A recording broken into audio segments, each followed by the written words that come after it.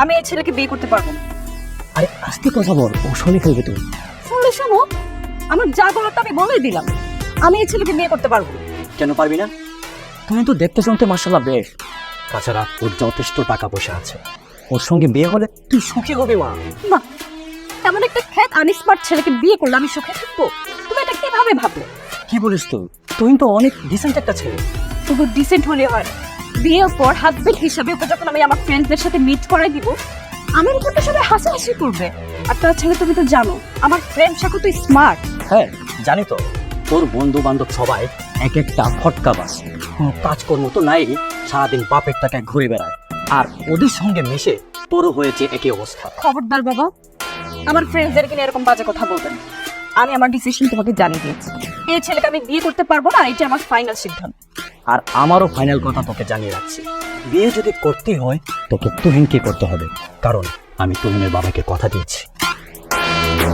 কি ব্যাপার, চুপ করে আছেন, কিছু বলবেন না? যা বলার তো আমি বাবাকে বলেছি, আপনি শুনতে পান না? শুনেছি আপনারা আমাকে পছন্দ না, আপনি বিয়েটা করতে চাচ্ছেন না। এক্স্যাক্টলি। এখন আপনিও যান আপনার বাবাকে গিয়ে বলেন বিয়েটা ক্যান্সেল করতে। কিন্তু আমার বাবাকে আমি এই কথাটা কিভাবে বলবো? আর আপনি তো খুব ভালো করেই জানেন আমার বাবা আর আপনার বাবা দুজনেই বন্ধু। তারা দুজনে মিলে যেহেতু সিদ্ধান্তটা নিয়েছে, আমার মনে হয় আপনার বিয়েতে রাজি হয়ে যাওয়া উচিত। এই, আপনি কি বুঝতে পারছেন না আপনার সাথে আমার যায় না? আপনি নিজে থেকে কখনো তাকিয়ে দেখেছেন? আপনার তো সামান্য ড্রেসিং আর হেয়ার স্টাইলের সেন্সটাও নাই। সামান্য ড্রেস আর হেয়ার স্টাইল দেখে আমাকে জাজ করে ফেললেন। আর এসব কিছু তো চাইলেই চেঞ্জ করা সম্ভব। তাহলে করেননি কেন? আমি আসলে এইভাবে থাকতেই কমফোর্টেবল।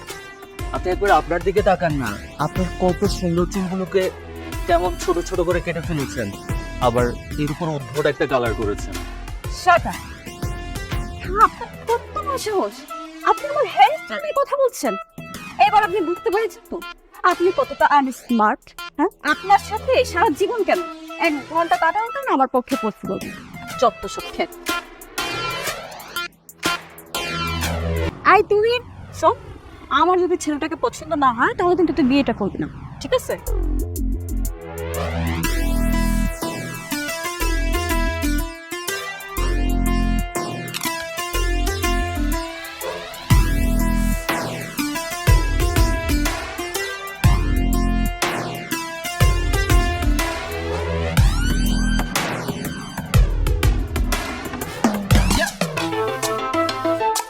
বাসা দেখে একটু তারা কিছু কাছে কাছে থাকি, তুই পাশে না থাকলে তোমার ভালো লাগে না। আমার মনে হয়